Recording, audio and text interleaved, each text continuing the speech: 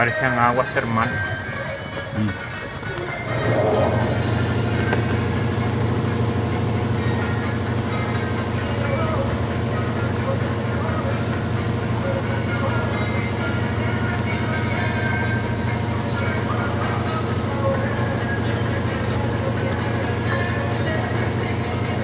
¿Tiene algún sensor de temperatura este?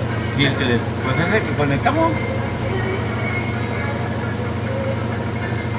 ¿Y si lo mueve? No. Ajá, que lo mueva o no. No, pues no. Prende.